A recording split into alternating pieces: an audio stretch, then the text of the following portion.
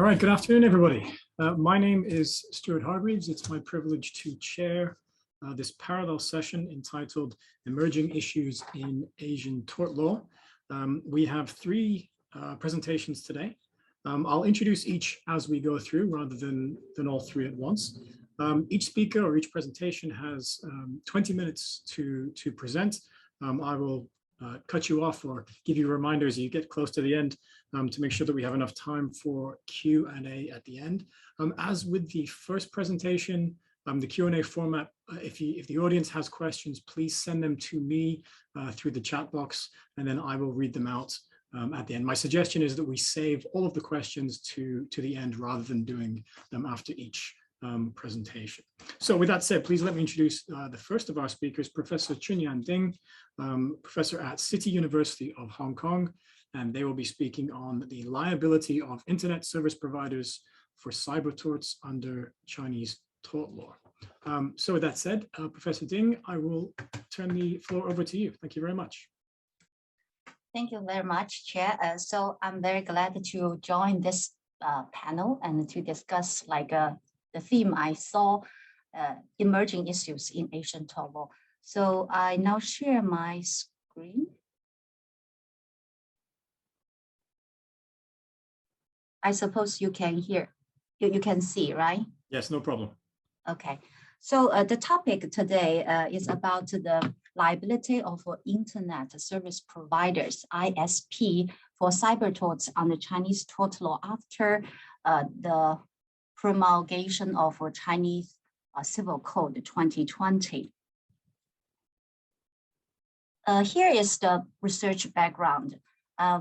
With the development of the internet and the digital economy, the liability of ISPs for cyber activity that infringe civil rights and the interest of either internet users or non-internet users is increasing. And I can show you the kind of data from empirical research. Here are the cyber torts involving ISP's liability occurring in the past decades. Okay, and I collected over 800 cyber tort cases as such, and the annual case number has significantly increased, especially since 2015. Then in terms of the level of trial, so 70% of them are first instance cases, either decided by the basic People's Court or the special Internet Court, which established by Supreme People's Court in China in recent years. And then another 30% are the appellate cases decided by the Intermediate Court in China. In terms of the local case number, the top 5 provinces, all those municipalities directly under the State Council are in order as follows. Beijing first, top 1, then Guangdong province, followed by Zhejiang province, Shanghai, and Jiangsu province. All of them are economically developed regions of China. And then in terms of the course of action of those cyber torts litigation involving ISP's liability, include the infringement of personal rights, which can cover right of name, image, reputation, like defamation cases, or right to honor, life, or commercial reputation, as well as those infringement of property rights, for example, like in virtual game coins, and other pure economic interest involved in the case. So basically, this is a kind of overall for litigation in China relating to SP's liability in cyber torts. Then we look at the legislative development. As I mentioned, China passed civil codes in 2020. And previously, there's only one article, Article 36 of tort liability law addressing this issue. And now there are 4 articles, okay, in total, talking about the liability of internet service providers regarding torts in cyberspace. So this is the laws coded in the Civil Code from Article 1194 to Article 1197. So the first and the fourth one actually lay down the duty of care on the internet service providers. But I will talk about the details of them. And then in the middle, Article 1195 and Article 1196 actually establishes so-called mechanism, okay, and to report to the ISP about any infringement cases by the right holder, and then the ISPs needed to follow up. So this is basically the 4 articles codified in the Civil Code addressing this topic. So this is the research questions I identify for this paper. The first one is, when does the ISP's affirmative duty to protect the internet user or non-internet user arise, and how to determine the breach issue? The second one is, when does the ISP's duty of care arise in relation to its secondary liability? Because the first one actually is the primary liability.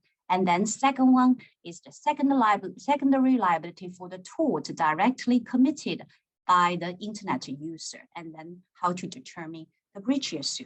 And the third question is, does the ISP also own a duty of care to those alleged liable user in handling cyber disputes between the users? And if the answer is affirmative, and how to decide the breach issue.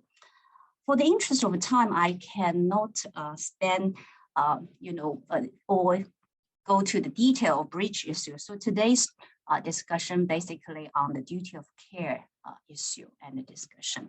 So let's look at the first tier liability. That is the ISP's primary tort liability, and for its direct infringement, okay, of civil rights or interest of others. Here, others not only limited to internet user, could include non-internet user. So if we look at this category in detail, it can be further divided into 2 categories. The first one is when ISP actively infringe the civil rights or interest of others.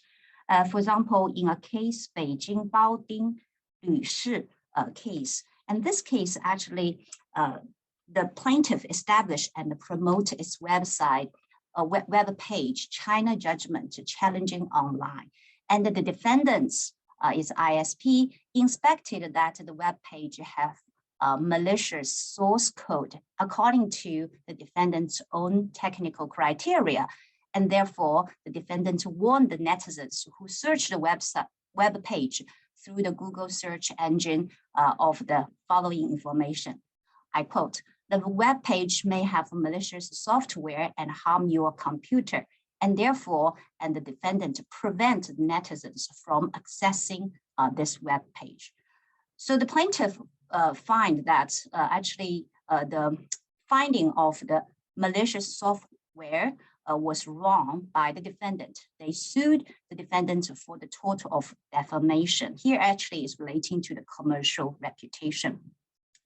Haidian District Court of Beijing held that it is common for a search engine company to warn its user of the potentially risky web pages when providing its internet service to mass netizens. And however, it may commit a tort of defamation, which is a direct infringement, if it gives a wrong warning or block the public access to the web page, therefore causing the owner of the web page or runner of the web page to suffer pecuniary and non-pecuniary damages. So this case show an example that sometimes as ISP may directly involved in an infringement of others' civil rights or interest as a tortfeasor, direct tortfeasor.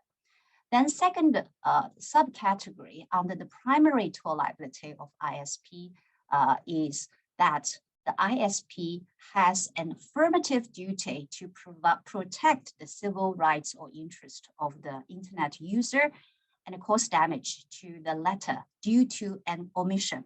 So we understand like in terms of omission and why the tortfeasor or alleged tortfeasor has a positive affirmative duty to protect them is a question. I can offer you another example here, show He versus Beijing Mijing company. So in this case, the plaintiff was the mother of the involved person. Okay, so plaintiff's son, whose surname is Wu, W-U, was a very famous Chinese internet celebrity, claiming himself as the first Chinese of high altitude extreme sports. And he actively uploaded and promoted videos of his adventure activity online. In November 2017, Wu accidentally fell to death mid-air when he making a video to be uploaded to the online platform owned and operated by the defendant. So the mother of the deceased victim and sued the defendant for tort liability and for his son's death.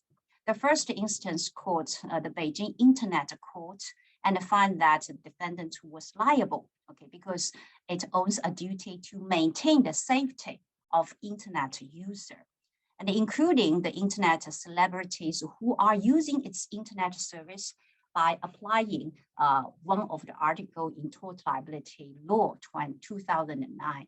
And then when the party appealed to the appellate court, the number 4 Intermediate Court of Beijing confirmed the conclusion, the ruling of the first instance case, but they changed the source of law and to the Article 6 of tort liability law, which is a very general one, very similar to the tort liability provision in French civil code.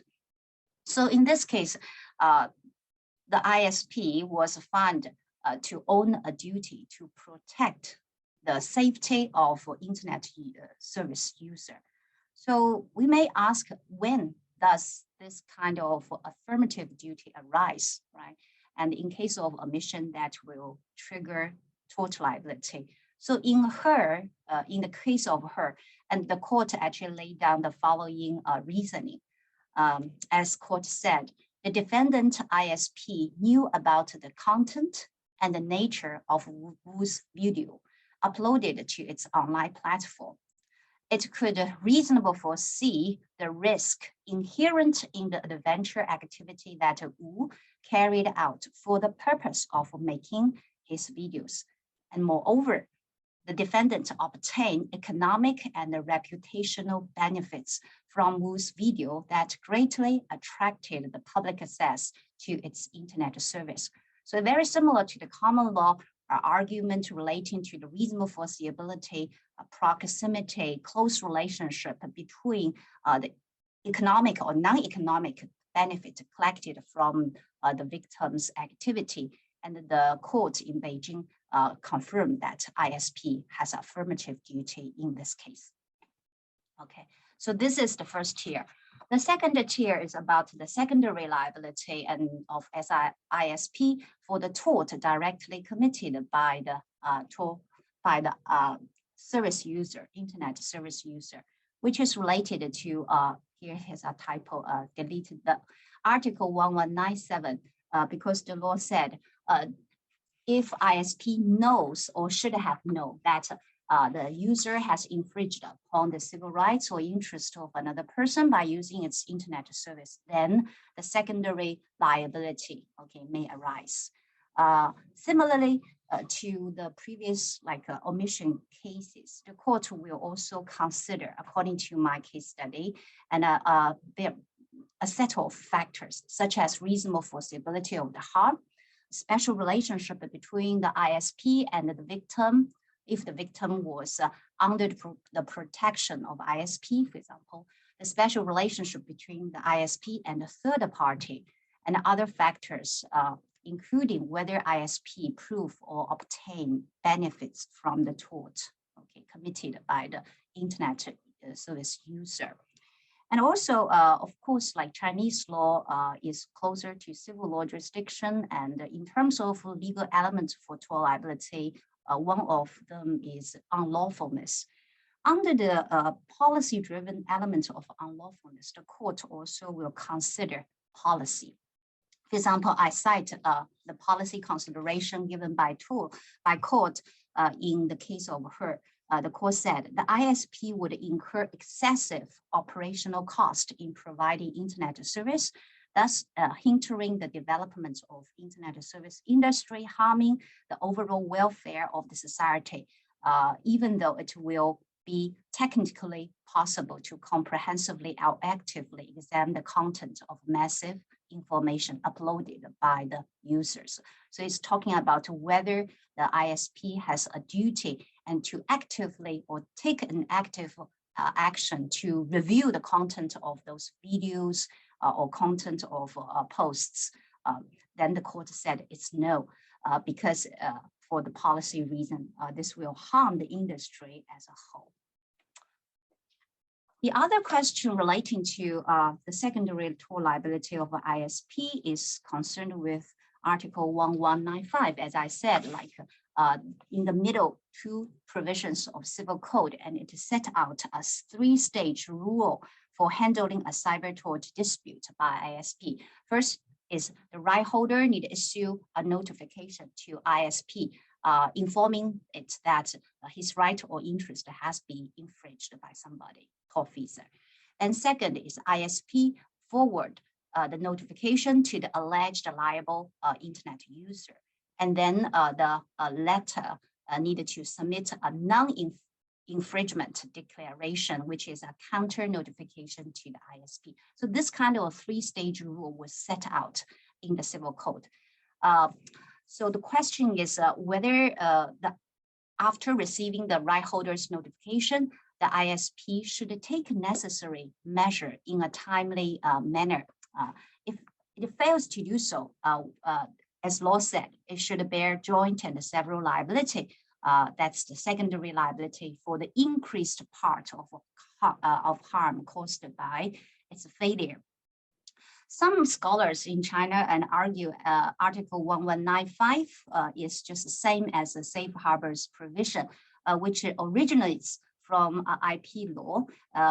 This provision provides immunity protection to the ISP. That is, as long as the ISP receive a notification and do those measures, including deletion, blocking, those kind of things, then his liability will be immune in tort. But other scholars argue that it's not same as safe harbors provision. Of course, there's a space for argument.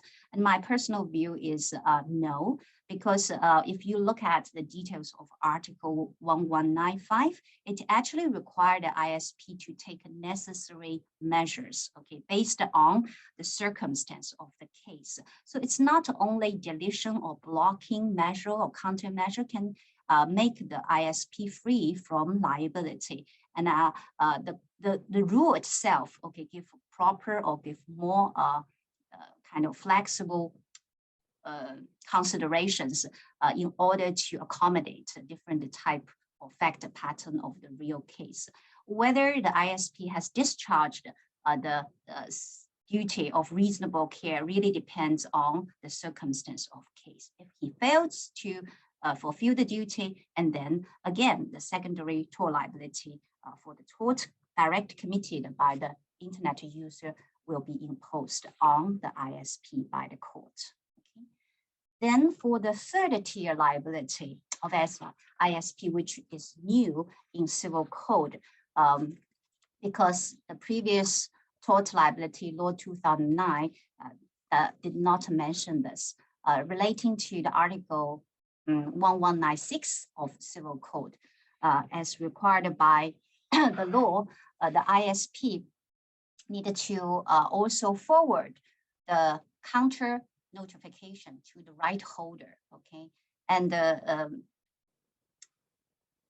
after receiving that, then the ISP needed to forward the declaration to the right holder and inform the right holder that he may file a complaint to the authority, relevant authority, or file a lawsuit with the court. So this is laid down by Article 1196. The problem is if the ISP failed to do so, okay, and then cause harm to the alleged liable internet service user, and should the ISP pay compensation for the harm as a consequence of the failure. So there's a real case here, 2021, Shanghai Meishun company versus Suzhou, another company, and as well as you can see, the second defendant actually is Taobao, Alibaba. Okay, so in this case, I can call the first defendants is the Suzhou one, and the second defendants is the Taobao, the Alibaba. So defendant complained to defendant 2 that plaintiff was selling fake products alleged to be manufactured by defendant 1. So Taobao required plaintiff to respond and provide supporting evidence within a time limit period. Defendant 2 thought the plaintiff submitted the documents were not sufficient to prove its non-infringement, and then imposed sanctions on plaintiff according to its own dispute resolution rules, which causing plaintiff suffer pure economic loss. Now the plaintiff sue both defendants in a tort litigation. In the end, the court supports the plaintiff, and because one is, in other words, like the ISP does own a duty of care to the alleged liable user when they handling the internet dispute, or cyber tort dispute by Taobao or by online platform company. And one reason is, I also agree with the court and offer the following reason. The first one is actually the third subsection of Article 1195 impose tort liability on the right holder for their erroneous notification. So the logic is same. Say if you want to give the notification to the ISP and the information should be collected and reported with reasonable care. Otherwise, and again, tort liability may arise. Second one is the ISP is required to terminate the measure taken in a timely manner when it has not received a notification that the right holder has filed a complaint or lawsuit within a reasonable period of time after forward the counter notification, which is in Article 1196. So from these 2 parts, we can see, and the role of the ISP in handling a cyber tort dispute also require it's to own a duty of care to the alleged liable internet service user. If it did not, for example, carefully examine the authenticity of the notification issued by the right holder and give the wrong conclusion and punish the alleged liable internet service user, cause harms to them equally, the ISP will face the tort liability as the Shanghai case shows. Okay. For the time interest, I have to stop here. If you have any questions, it's welcome to ask during the Q&A session. Thank you very much. Thank you very much, Professor Ding. All right, our next speaker is Ms. Shen Chen from the University of Groningen. She will be speaking on tort choice of law rules in China, in particular about the implications of the Rome II regulation. So Ms. Chen, I will turn it over to you. Thank you, Professor Stewart. I will share my screen now. Is that visible now? Yes, no problem. Okay.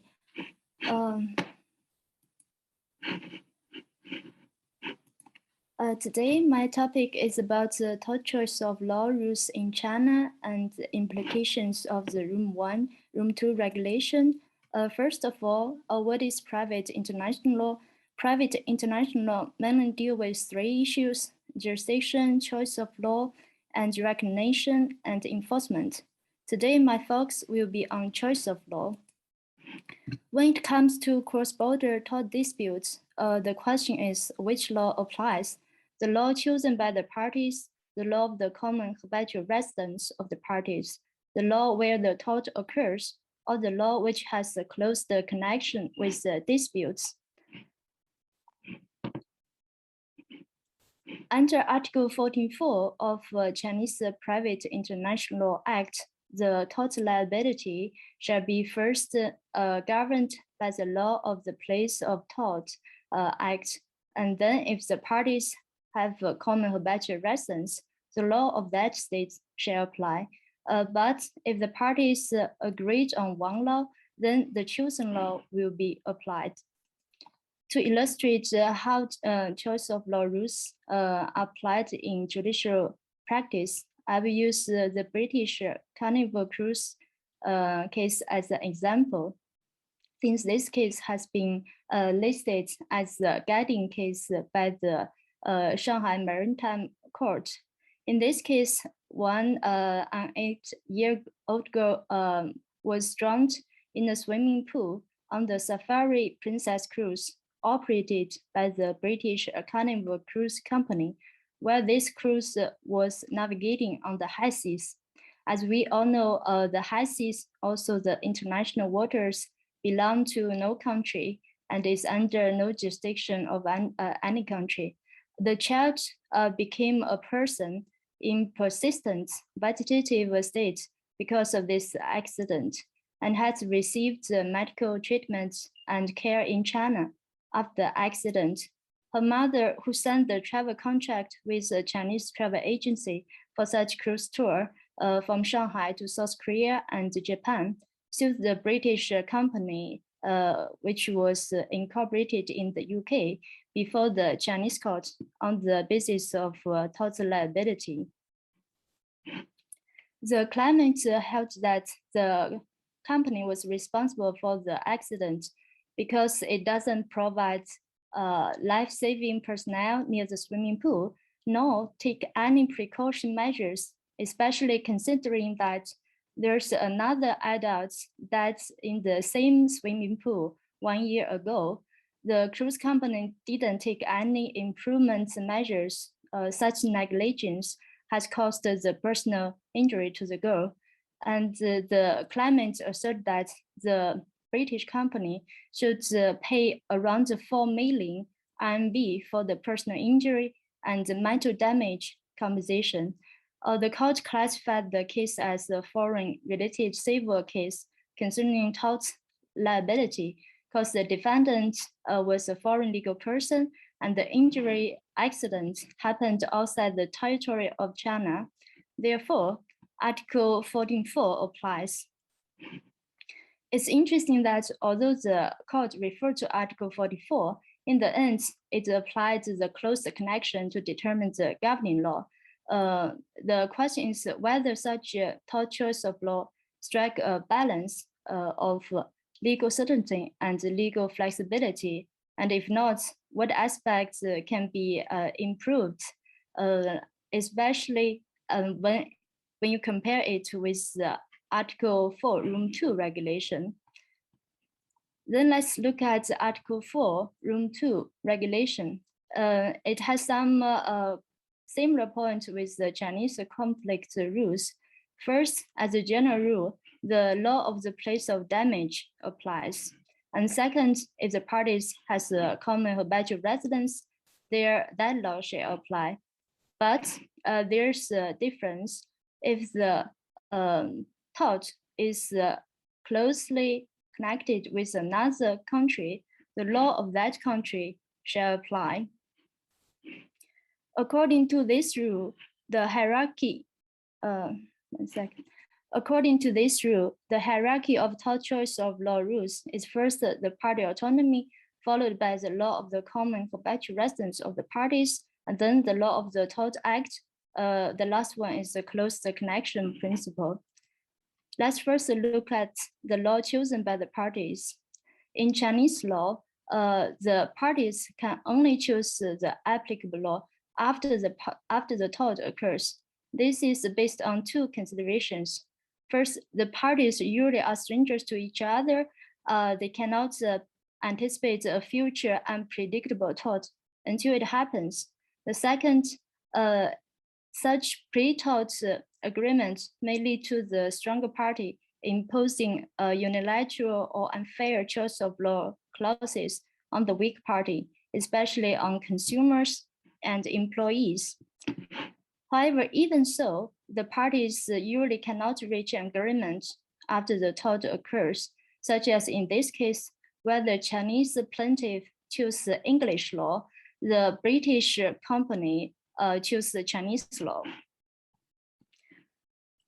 The question is whether the pre-tort part autonomy should be totally forbidden under Chinese law, since under Room 2 regulation, the parties can choose the law before the tort occurs if they are commercial parties and the choice of law is under free negotiation and mutual consent.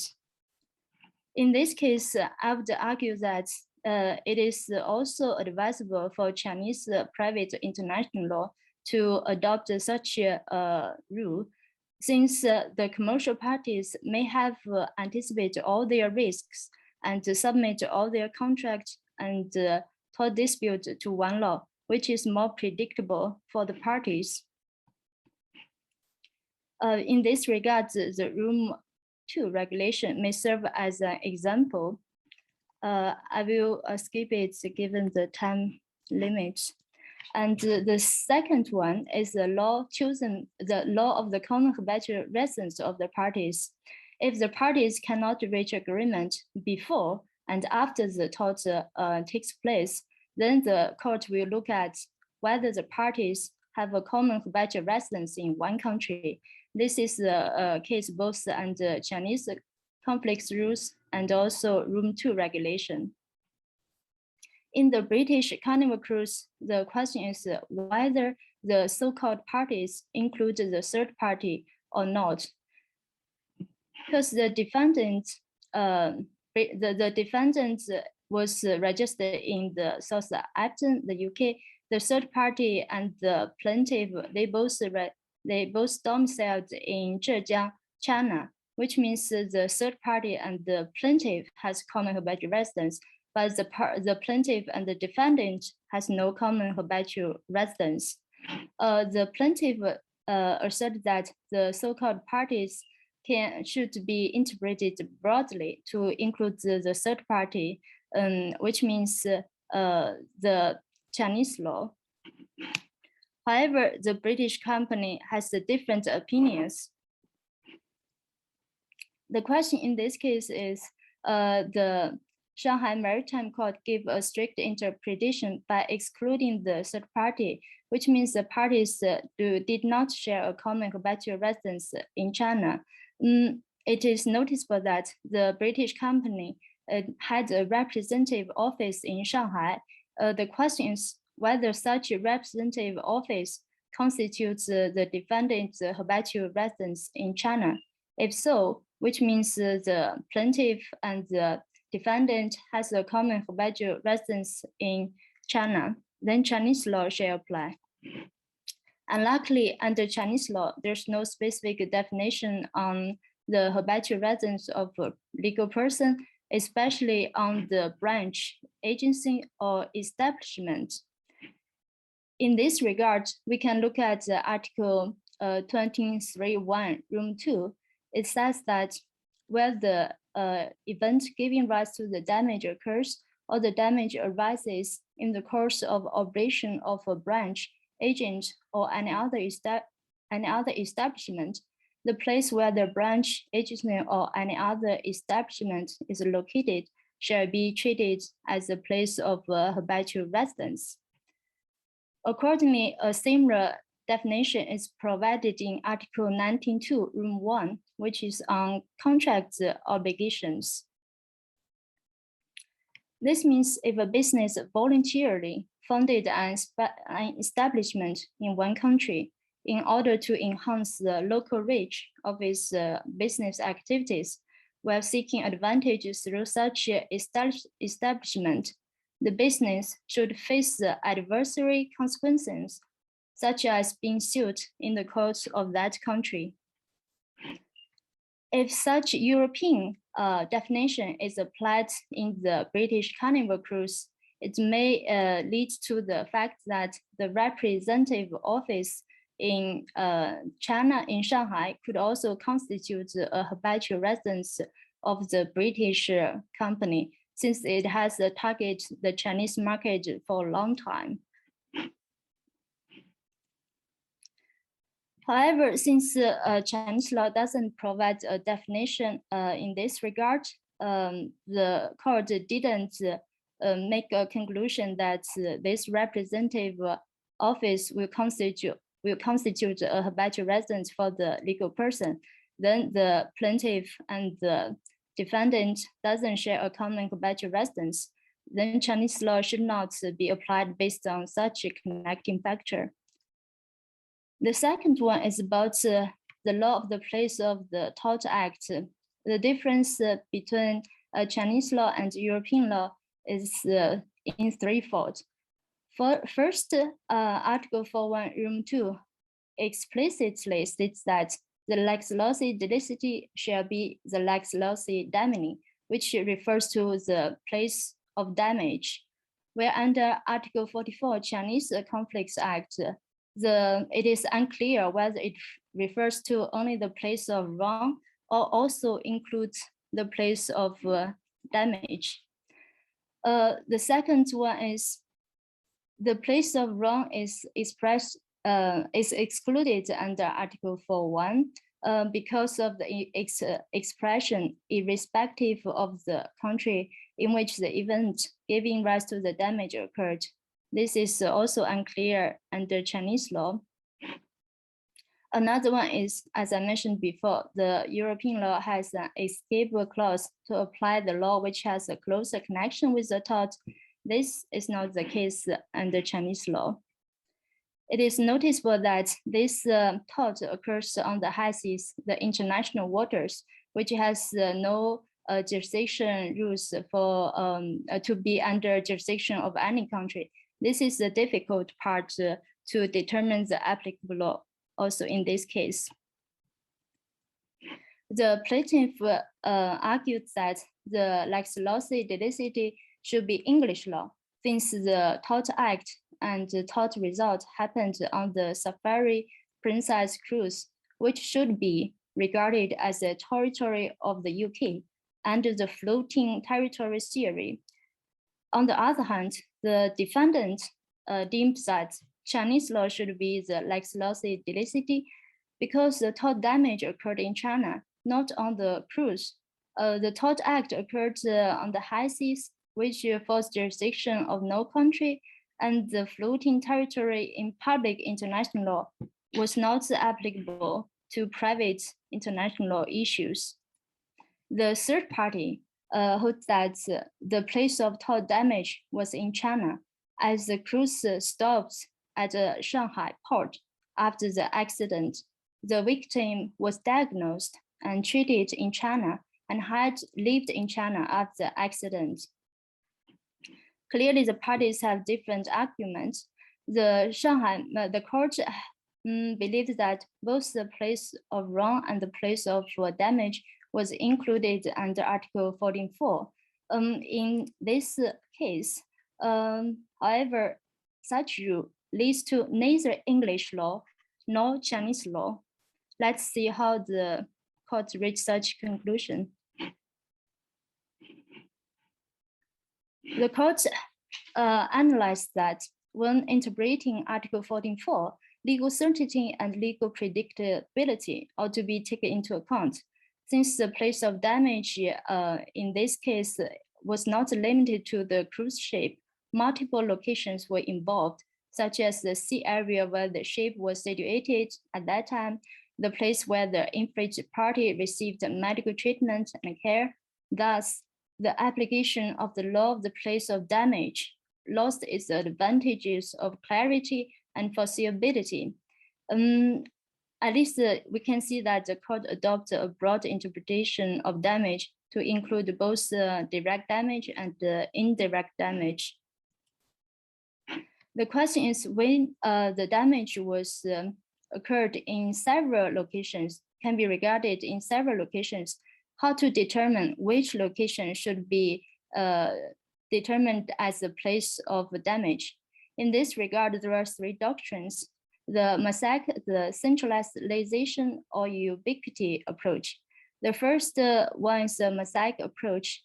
This means the damage is composed like a mosaic of different single losses, and for each loss in the specific country, the substantive tort law there must be examined and applied. The loss of all the countries concerned had to be applied on a distributive basis. The second deduction is the concentration approach, which means the totality of damage is governed by the law of only one country, determined by localizing the center of gravity of the harm. The third one is ubiquity approach, which leaves the choice to the victim. If being undecided between different places does not lead to tossing account, but to using sympathy for the victim, the plaintiff, as a tiebreaker, which means the victim can choose which place is the place of damage. These are only academic opinions, which was not adopted by the court, of course. The court put that the place of tort act does not lead to any applicable law, since its application can only increase the instability and the uncertainty. The court, in the end, resort to the close connection principle to determine the applicable law. According to the court, this principle increased legal flexibility. However, due to the lack of specific criteria, most Chinese courts did not elaborate on the connection between the dispute and the country whose law was applied. Because of this, it may enhance the homeward trend or forum-oriented tendency of applying Chinese law in most cases. Of course, the homeward trend is also universal in other countries, globally speaking. Let's see how to use the closer connection in tort disputes. This is also one academic opinion, which is called the integrated context evaluation. It has 4 steps. First, the court should ascertain all relevant context in the case.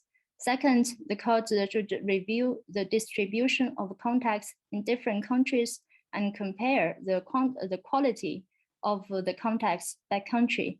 Third, the court should evaluate the significance and quality of each context in respect of the particular issue. And last, the court should determine the country of the close connection after considering and comparing the quantity, quality, and significance of the context distributed in all countries. In the Safari Princess Cruise, the court conducted a qualitative and quantitative analysis of all listed connecting factors to determine which law has a close connection with the tort. The connecting factors in this case include the place of wrong, the place of direct and indirect damage, the domicile and habitual residence of the victim, the nationality of the cruise ship owner and operator, the flag state of the cruise, the departure and arrival port of the cruise, the principal office of the cruise, the place of conclusion of the contract. The court analyzed that since these connecting factors were more concentrated in China, and those had the greatest impact on the protection of the legitimate rights and interests of the victim were also in China, Chinese law should apply. This quantitative and qualitative analysis correspond to the academic opinion of proposing integrated context evaluation. It is also noticeable that in this case, the British company and the Chinese plaintiff has a pre-existing contractual relationship. The court did not give sufficient weight to such factor. However, under Article 4.3, Room 2, if the tort has manifestly close connection with another country, the law of that country shall apply. And also the Article 4.3 give an example, such pre-existing relationship can be a contract relationship.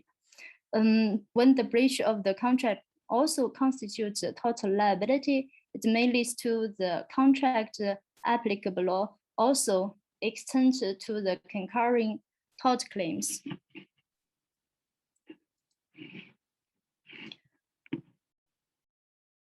If the European approach applied to this British Carnival Cruise case, the dilemma the Shanghai Maritime Accord faces will be solved easily because there's a pre-existing consumer relationship. However, the Chinese law doesn't has an escape clause to include the closer connection principle. Therefore, based on this case, I also argue that it is necessary to integrate such a closer connection principle into Article 14.4 as an escape clause to address concurrent tort claims. This is last about my conclusion part as to how Article 14.4 can be improved in the future. First, a pre-tort choice of law agreement should not be totally forbidden without any exception, particularly between the commercial parties, because it is correspond to their reasonable expectation. Second, the concept of the parties should be interpreted strictly to exclude the third party. And also it's necessary to include the definition of a legal person's habitual residence, such as the agency and establishment. Third, the lex loci delicit in China includes both the place of wrong and the place of damage. And the notion of damage may include the indirect damage and direct damage. The last point is it is advisable to integrate the close connection principle into Article 14.4 by establishing an escape clause to apply the law of the country, which has a closer connection with the tort. Thank you for your attention. I'm looking forward to more comments later. Thank you very much. We now turn to our third and final presentation. We have Dr. Do Giang Nam and Mr. Dao Trong Khoi from Vietnam National University in Hanoi, speaking about tort law reform in Vietnam, unveiling the dialogue between the courts and legislatures. I will turn it over to you. Thank you.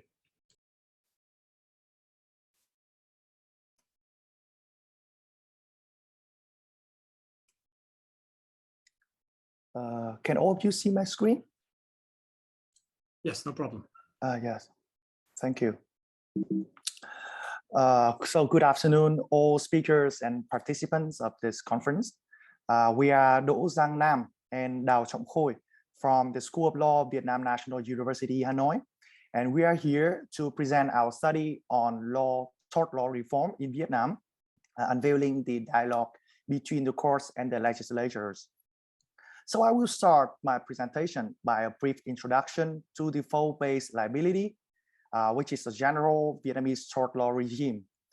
Fault was seen as a ground for tort liability in Vietnam since 1931, and the regulations on strict liability were also mentioned since that, but were only exceptions to the fault-based obligation, such as liability for things and collapsing buildings.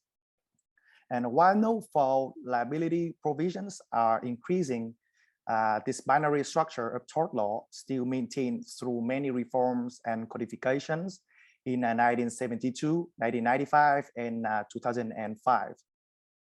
And traditionally, fault was regarded as one of the four primary grounds, alongside the unlawful act, damage, and causation. And that gives rise to the general tort liability in Vietnam, as you can see here in the wordings of the 2005 Civil Code. However, the newly reformed Civil Code in 2015 expressly removed fault and only requires three other grounds for tort liability. And this controversial change led to many discussions, with different perspectives between legislators, judges, the academics, and practitioners. So this opens several outstanding issues that has been neglected in the Vietnamese Civil Code for a long time. And we found three main issues here.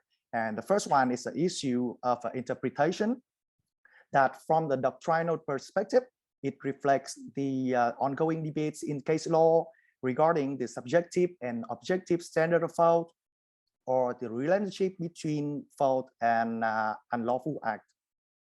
Secondly, regarding an issue of function, it could be seen as a partial escape from the socialism thinking to pursue a corrective justice and ensuring public safety functions. And the third one, we see that there is an issue between institutions, that this change could be seen as an effort of Vietnamese legislators to codify and reform the code, but was failed to function in reality due to a lack of support from the judicial branch. So now I want to discuss with you about the issue of interpretation. And the first and crucial questions to ask here is that what are the grounds giving rise to tort liability after the 2015 reform of the Vietnamese Civil Code, and whether the fault is required. The first group of experts mostly consists of legislators, contend that faults should be excluded from grounds for tort liability due to three main reasons. The first reason is to codify the court's practice. Normally, we know that to determine the fault, the court should conduct an awareness test of whether the tortfeasor had or should have awareness of the dangerousness of its act or omission. And this test is, of course, complex and subjective.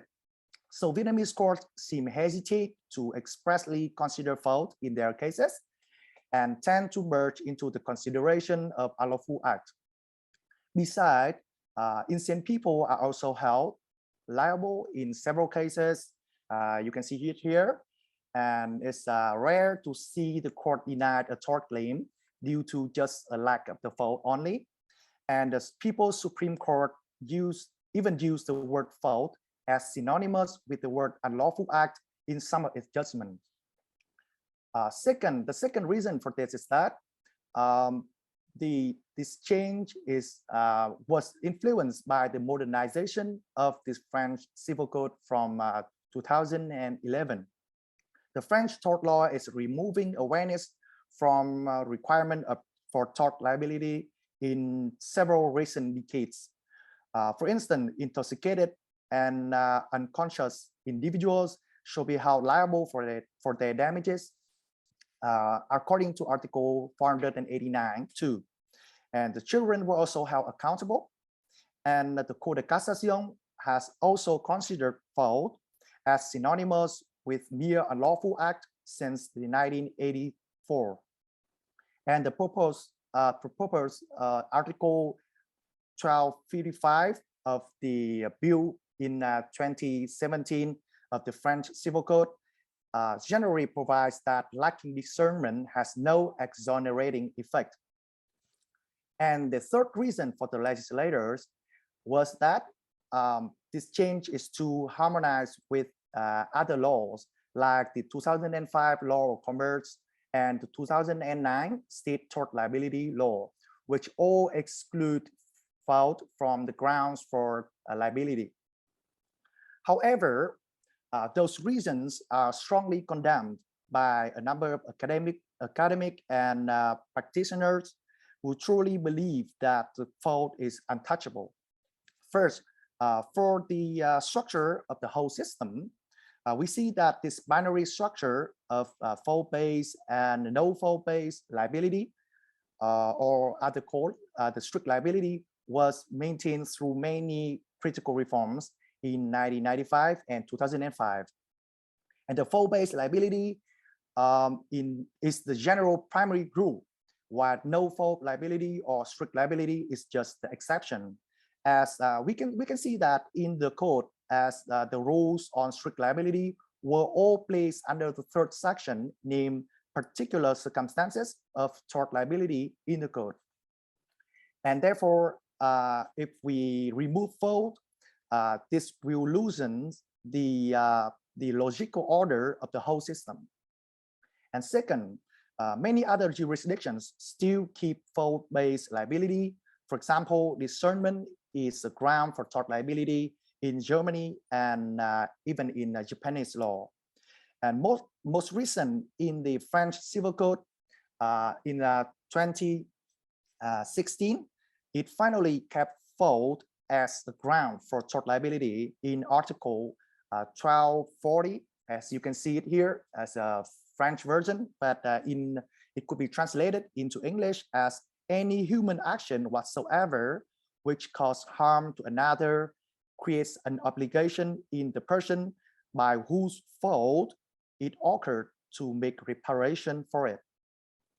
And the last reason for harmonization is also unsuitable, as a contractual relation is much different from the non-contractual liability, and the state tort liability law is just an exception to the general rule of tort liability. And besides, fault should also be kept for other reasons, for example, to prevent abusive litigation. However, if this group wants to keep fault in the grounds for tort liability, they should find any another legal base rather than the new code, because the new code expressly exclude the condition of fault. But their only basis is just a resolution number 3 by the Justice Council of the People's Supreme Court, which guides the application of the 2005 code. And that legal document, even it is still referred by several courts until now, it should expire under the law on issuance of legal document in 2017. And even we see that here, the Ministry of Justice, even they have the third way of interpretation, and it is a compromise. It's a compromise between two ways above.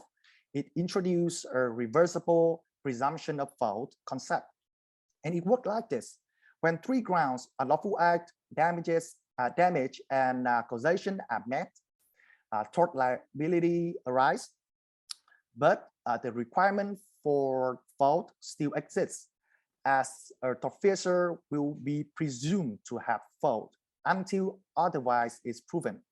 So this interpretation goes in line with another article of the code, which provides that the tortfeasor will be exonerated if the damage is due to force majeure or entirely because of the victim's fault.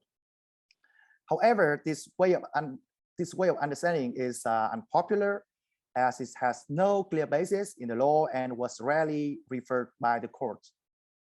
So a quick conclusion for this is that there are 3 different ways to interpret this provision of grounds for tort liability, but we don't know that whether the requirement of fault persists. And now I jump to the second issue, and it's called the issue of function.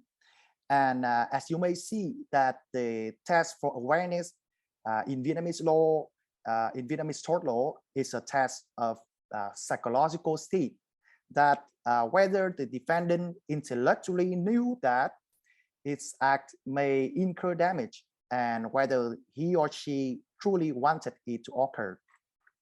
And the origin of this psychological state test should be attributed to a concept in the socialist criminal law, but not tort law, similar to Article 8 and Article 9 of the 1961 Criminal Code of the Soviet Union. And this was confirmed by many elder researchers. And at that moment, they thought that criminal penalties and civil measures both serve an ultimate goal, that to protect the socialist legal order from any threat that may damage the public and personal interest. Therefore, we see that this Soviet awareness concept of fault should be copied from the criminal law to tort law. However, time flies, and nowadays many legislations and researchers in Vietnam understand that the function of tort law in a socialist market economy should be changed as to reinstate the damage suffered by the victims and to educate common people to respect others' rights. So as a result, we see that the socialist criminal fault is not suitable anymore.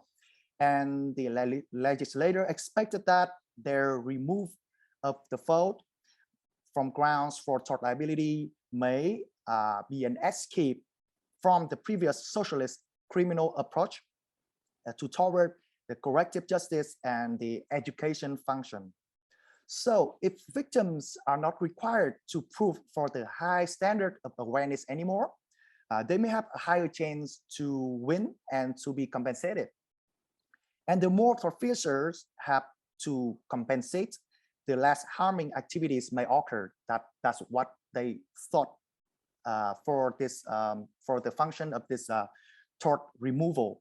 However, we think that this change went too far, as people they don't know that whether the traditional binary system of fault-based and no fault-based liabilities are still opening or are still operating. And besides, fault-based liability may also arise from a violation of the duty of care as in common law, or the standard of good family father in French law. So deleting the whole fault concept is unreasonable. And now I want to introduce you to the third issue. It's the issue between institutions. And when we know that when there are different perspectives on just one provision, the official interpretation is crucial, right? But however, which institution has the right to interpret the code is also a great problem in Vietnam. And according to Vietnamese constitution, only the Standing Committee of the National Assembly can provide the official interpretation of all law. However, they barely use this exclusive right. So both the Vietnamese government and the court had to fill in the gap. To do so, the Justice Council of the People's Court, of the People's Supreme Court issued nearly 70 resolutions to guide the application of laws, which de facto clarify and add more meaning to the general law. And among those resolutions, the resolution number 3 in 2006, as I mentioned above, is one of the most crucial tort law documents, which states that fault is still a ground for tort liability, but was expired since 2017. Yeah. However, even the code has removed fault, and even such resolution was expired, several courts have still referred to these resolutions to consider fault as a ground for tort liability. And therefore, when the Justice Council reforming this resolution number 3 in 2006 for a new resolution, many specialists expected that it can solve all the interpretation and functional issues as described above. However, while the new resolution draft excluded fault from grounds for tort liability, but a successful proof of having no fault may still exonerate the tortfeasors. Anyone can reversely tell us that the tortfeasor shall have fault at the beginning, so fault is still a ground. Also, entirely remove fault from grounds for tort liability is unreasonable, as the only no fault liability in the resolution draft could not deal with the negligent tort, especially those who may violate the duty of care or the standard of good family father as in common law and French law. So in conclusion, we observe that it might be reasonable to remove the awareness test, but the revolution of legislators went too far to even remove the whole requirement of fault. Rather than this, an evolution is much better. More discourses between various stakeholders and institutions are needed to carefully consider both traditional and revolutionary perspectives for the best choice. And second, the aim for removing this fault has not been fully clear. A socially criminal tail was removed, but for what? Corrective justice or public safety or what else? These policy questions should be answered as soon as possible for better reform in the future. Third, we see that the legislators cannot reform the code alone, as the courts still consider fault in reality out of the code in applying their resolutions. Therefore, these institutions should come up with the final answer for the general application of the regime. And to do that, the constitutional exclusive right to interpret should also be entitled to the court. So that's all, and thank you for listening, and we open to any further questions. Thank you. Thank you very much, and thank you to all of our presenters today. So looking at the clock, we have just under 15 minutes for Q&A. Again, please send questions to me in the chat box if you have any, and I will read them out for our panelists. A few have come in already. The first question is for Professor Ding. The question is essentially, of the 800 cases you spoke about that you researched, what is the success rate roughly for claims against ISPs? And a second related question to that is it true that China is imposing stricter liability for ISPs? And if so, why is that? Okay, thank you for the question. So relates to the first part of the question, it's about the empirical result. I have not finished all the coding because it's involve a lot of work.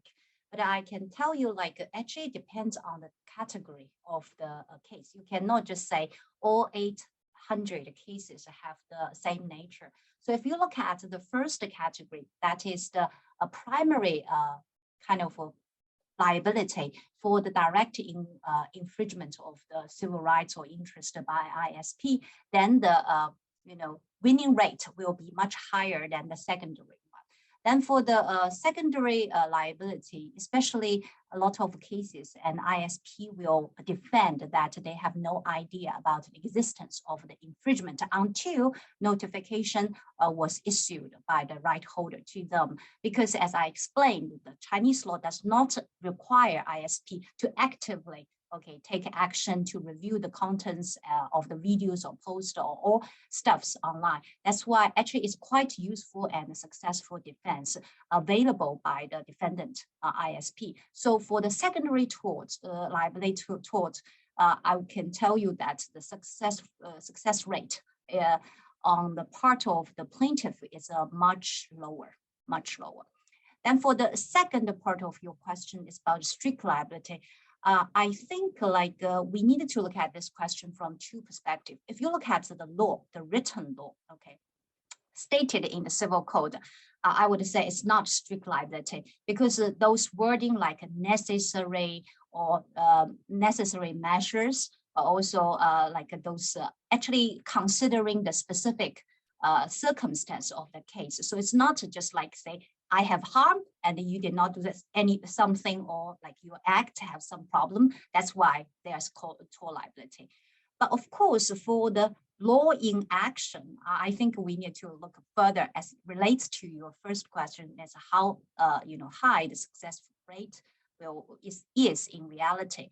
I can tell you my general kind of observation that since for the secondary liability of ISP, the successful rate actually is quite low. So it's quite difficult to argue that even in reality, this is a strict liability. I can see many cases, including, for example, Tencent, also like a Sinner, Alibaba, those big giant companies, when they were sued in the tort, ISP tort cases, actually they win a lot. Maybe there are other reasons behind that. For example, they have very strong team of lawyers, right? And it can help them or whatever.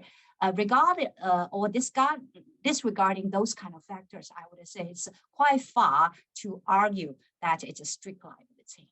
Okay, thank you very much. Thanks. The next question that's come through the box is about Vietnam, and it's a question, I guess it's not specifically about tort, but the question is, why has the Standing Committee of the National Assembly not used its interpretive power?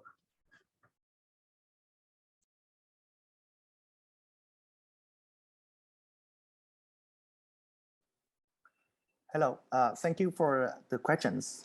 According to what we know, we think that the Standing Committee of the National Assembly did use their powers 5 times, and but the problem is like we think that they do not have enough resources because they have a lot of work to do, especially for to make sure that the works of the whole Congress, the whole National Assembly could work properly. So they do not have enough resources to do that. And that's also the reason why we think that this exclusive power should not be exclusive anymore. They should share it to, should not share it to the government, but should share it to the Justice Council of the People's Supreme Court, where they have to face with new problems every day, and then they really need the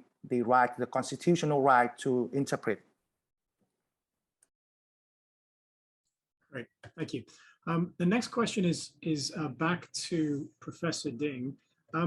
Can cyber torts be useful in the context of tackling COVID-19, terrorism, and other disasters? Again, this is from the chat box.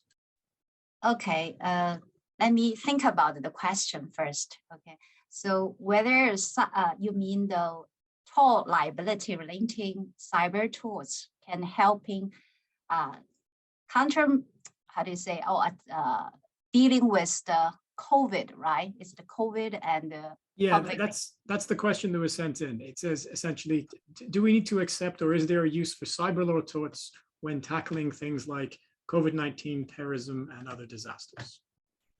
Okay, because what I understand is COVID-19 basically occurred in our offline world, right? And of course, it could be like relating to COVID-19 and a complaint against the officials' behavior or whatever. You know, some people may be reporting fake cases, other things. It is possible like those kind of comments or maybe infringement of civil rights and interest and occurred in visual or in online world. I would say this time when we look at the tort law and traditional tort law, I think the lawmaker or whatever, you know, scholars, when they're talking about the tort liability, basically have a kind of a presumption that torts occurred, right, in the offline world. But nowadays, actually, it's the digital life or digital age and push us to think about some torts, okay, occurred and online and whether they are different from the traditional pattern or whether our existing rules are sufficient, okay, and to tackle those kind of issues. For relating to COVID-19, I need a more scenario or detailed scenario to answer your question. I'm sorry, but if you are talking about relating to COVID-19 or those kind of comments or opinion, even videos, right? And because some people, for example, in Shanghai, upload videos online and then has been deleted or has been censored or whatever, I think it is possible, okay, and to have tort issues arising from those kind of practice, as long as there is infringement of civil rights and interest. But I would say because Chinese tort law is open-ended, it does not clearly like German tort law. It have very close or narrow scope. It only say protect the absolute right, and for those like non-absolute right, and it requires further legal elements. But if you look at the Chinese tort law, actually just say generally, I think it's a kind of a shared similarity with the Vietnam laws, that is civil rights and interest. Then you may argue actually there are a big room to develop or at least to interpret what is civil interest, right? Even it's not a called right. For example, those autonomy, right? Whether autonomy protected or privacy related things. protected by constitutional law as basic right, whether it is equally protected by civil law or by tort law. So I would say the general idea is that, yes, of course, it would be relevant if you give me more concrete examples or scenarios. But the other thing is it also asks us to think about whether the traditional tort regime or mechanisms is sufficient, especially involving ISP, because this is the very powerful, rich defendant, right? If you can, of course, you can sue the direct tortfeasor, but normally they are, less financially robust. That's why people always sue ISP in tort law. Thank you. Thank you. There's a question here for Chen. Do you think Chinese and European private law and private international law in this sense are likely to converge or remain distinct and different? Thanks for this question. Actually, it's a very good question. According to my analysis of this case, actually, I'm more positive about the two laws because as you can see, although the Chinese private international law is different in paper from the Room 2 regulation, but in practice, especially from the British Carnival Cruise, you can see in judicial practice, the courts already inclined to interpret the law in a way that is very, very similar to the European approach. Although in China, we don't have such laws, but in reality, we are addressing the cross-border tort disputes in the super similar way, like the Room 2 regulation. That's why I think it's positive in the future. It is more likely that the Chinese law will be more similar to Room 2 regulation instead of contrary to the provisions, especially as the place of damage and also the closer connection principle. Because in that case, also this may also relate to the COVID-19 cases. There are some COVID tort disputes based on the cruise line that the patients get contagious because of other passengers. It's more and more complicated with the globalization, and the Chinese tort is also addressing this case with a global mind. I think when you cannot determine one law, especially when the tort occurs in international waters, the law doesn't provide a clear answer, then the Chinese courts have to be more creative to go beyond the laws, thinking out of the box, and use the closer connection, which is also a fundamental principle in private international law for all civil disputes. That is an escape clause, but it's not integrated in Article 14.4 specifically. That's why I argue that based on the British Carnival Cruise case, it is advisable for Chinese private international law to integrate this already globally accepted principle also in Private International Act in Article 2 as a general principle to the specific tort choice of law rules in Article 44. Then it's more similar to the Room 2 regulation. Then in paper is more trustworthy and it's easier for the court to conduct analysis and reasoning in the future. That's why I think this case, which has been chosen as the guiding case, one of the 10 guiding cases in China, I think this case may probably facilitate such process. Thanks. I have another question here for the speakers from Vietnam, the two speakers.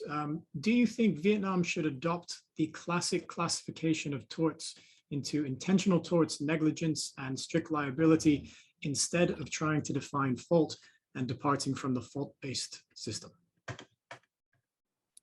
Okay, thank you very much for the question. In this, we think that we should follow the classical chapter of torts, right? What we would like to argue in this paper is that we have the interesting dialogue between the courts and the legislation in Vietnam to fulfill the social reform, right? But actually, when we would like to reform the system, we fail to address the philosophy foundation of this system. And so when we talk about the concept of phone, actually, what we mean about that, we need to have the clear distinction between intentional tort and negligence. And we cannot just assume that a phone can be seen as a breach of a legal duty imposed by statute, right? Because when we only talk about the statute, we lack more important cases relating to the issue of the breach of reasonable duty of care. So in this, I agree with you that we should follow the classical chapter of classification between the intentional tort, negligence, and strict liability. And I think that many scholars in Vietnam agree with me in this point. Thank you very much. Thank you. Okay, well, unfortunately, we're out of time. My thanks again to the three presentations. Thanks to the audience as well. And I trust you enjoy the rest of the conference. Thank you very much. Bye-bye.